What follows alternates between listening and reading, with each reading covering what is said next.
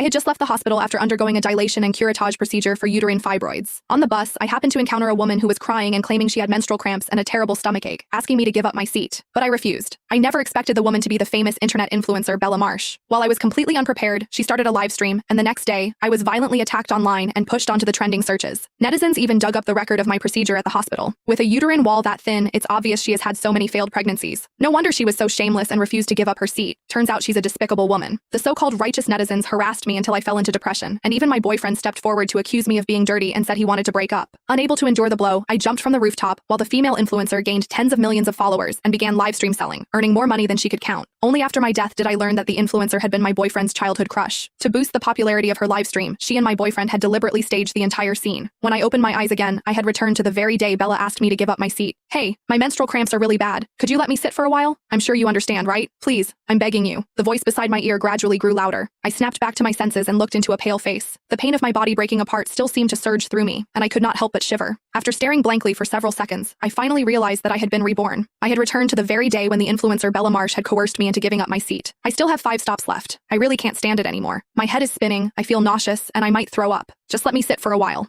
Otherwise, if I faint on the bus and delay everyone, that wouldn't be good. She staggered beside me, hunched over as she let out a muffled groan. The middle-aged women around us saw how pitiful she looked and noticed that I remained seated without offering my seat, so they began to speak up one after another. Girl, you can't be so selfish. She's almost doubled over in pain. You're so young. How can your heart be so vicious? If you refuse, then when she faints from the pain, you'll have to take responsibility for wasting everyone's time on this bus. Even my boyfriend, Felix Gray, who stood beside me, began nagging me. It's just giving up a seat. You're acting like it's going to kill you. You're usually generous and kind. Did something possess you today? You don't look sick at all. Get up already. In my previous life, Bella had begged me again and again to give up my seat, manipulating everyone to take her side. But I had just undergone a dilation and curettage procedure for uterine fibroids, and the doctor had warned me not to stand for long periods, so I refused her. Who would have thought that the elderly passengers on the bus would all accuse me of being vicious, while my own boyfriend would call me cold-blooded? I thought I would at most suffer a few misunderstandings. I never expected that the very next day I would appear on the trending searches. It turned out Bella had secretly live-streamed everything. She even encouraged her fans in the live stream to harass me online. Babes, I never expected a woman to show such hostility toward another woman. We're all women. We should be helping each other. If every woman with painful cramps met someone this selfish, what would happen? Netizens even dug up the record of my procedure at the hospital. She came to our hospital yesterday for a dilation and curettage procedure. If you know, you know. Someone claiming to be a nurse from a major hospital even posted a photo of my surgery consent form. The words dilation and curettage procedure stood out glaringly on the page. With a uterine wall that thin, it's obvious why she has had too many abortions. No wonder she was so shameless and refused to give up her seat. In an instant, the so-called righteous netizens tore into me like a swarm. I collapsed into despair and depression. The man I had dated for 5 years immediately stepped forward to declare that he had never slept with me and had never gotten me pregnant, loudly proclaiming that he refused to be someone else's backup and wanted to break up.